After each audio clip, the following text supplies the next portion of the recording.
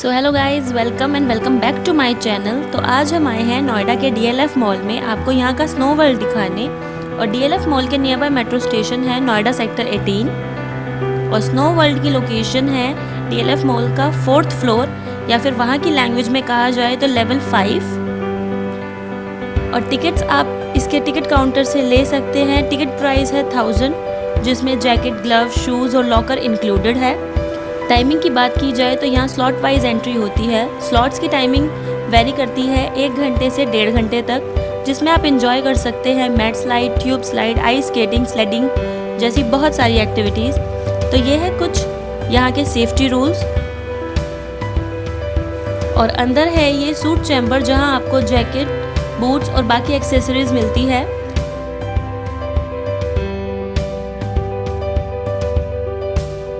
Then यहाँ पर है ये क्लोन मशीन। बेसिकली अंदर स्नो रूम में जो भी आपकी पिक्चर्स क्लिक करते हैं ये लोग, वो आप यहाँ से ले सकते हैं। और यहाँ पर है ये छोटा सा कैफ़े, जहाँ आप अंदर जाने से पहले या वहाँ से आने के बाद कुछ भी थोड़ा थोड़ा खा सकते हैं। तो ये रही हमारी टिकट्स और अब चलते हैं जैकेट और एक्सेसरीज लेने।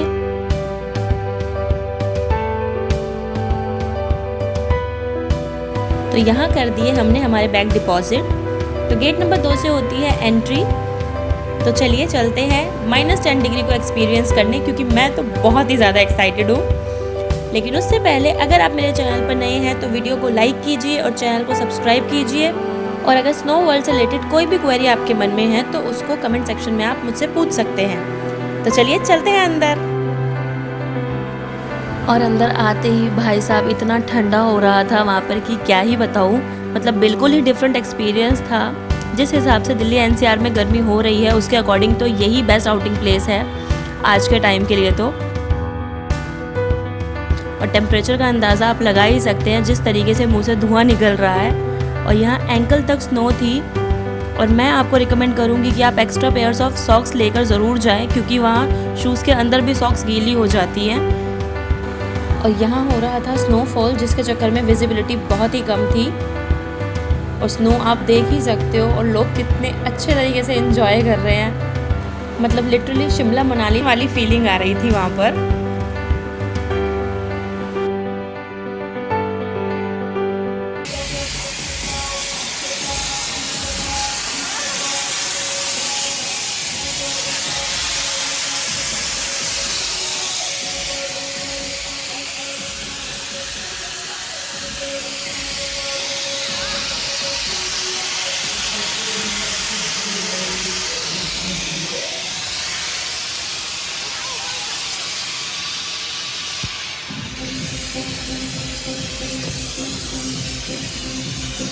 और यहाँ हो रही थी आइस स्केटिंग। और भाई साहब ये लोग इतने अच्छे कोऑर्डिनेशन के साथ आइस स्केटिंग कर रहे थे। मतलब मुझे नहीं आती है तो मुझे तो बहुत ही सही लगा ये देखकर कितने अच्छे तरीके से ये लोग कर रहे हैं। तो ये भी एक डिफरेंट एक्सपीरियंस है। यहाँ पर ये 2 फ्रेंड्स थी जो बहुत ही ज़्यादा एंजॉय कर रही थी। मतलब आप किसी और को एंजॉय करते हुए देखो तो आपको भी बहुत खुशी मिलती है। तो इन लोगों को देखकर वैसे ही एक्सपीरियंस था। तो यहाँ पर फोटोग्राफ्स क्लिक हो रही थी। तो ये फोटोग्राफर्स उन्हीं के थे। और आप यहाँ अपनी फ़ोटोज़ क्लिक करवा कर बाहर क्लोन मशीन से उनको ले सकते हैं।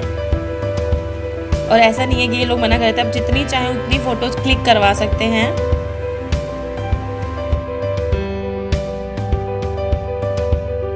तो सबको स्लाइड करते हुए देखकर हमारा भी मन हो गया कि क्यों ना स्लाइड की जाए। तो हम लोग फिर ऊपर चले गए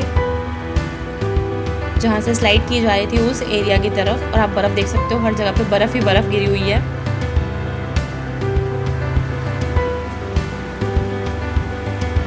तो यहाँ पर मैट स्लाइड हो रही थी। बट ये सच्ची में देखने में बहुत ही ज़्यादा स्कैरी थी। और यहाँ आगे थी ट्यूब स्लाइड।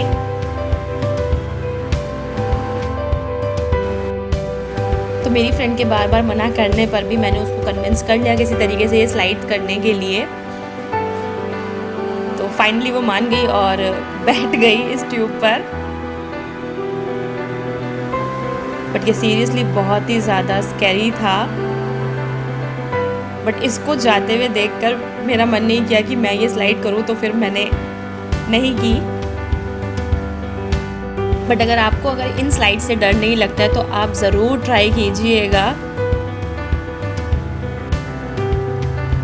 देन यहाँ पर मैट स्लाइड हो रही थी, बट ऐसी जगह पर जाओ और वहाँ पे बर्फ़ के साथ स्लोमो ना बनाओ तो फिर जाने का फ़ायदा ही क्या है। इसलिए एक स्लोमो मैंने भी बना ली।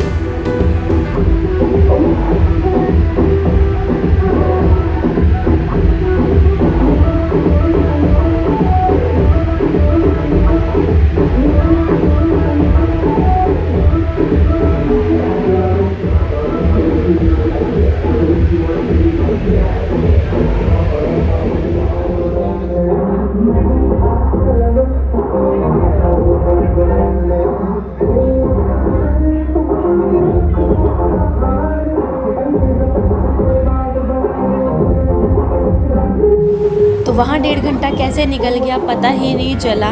तो हमने कर ली एग्ज़िट, और ये था वहाँ का एक्सपीरियंस। मिलते हैं अब अगली वीडियो में। Till then bye bye.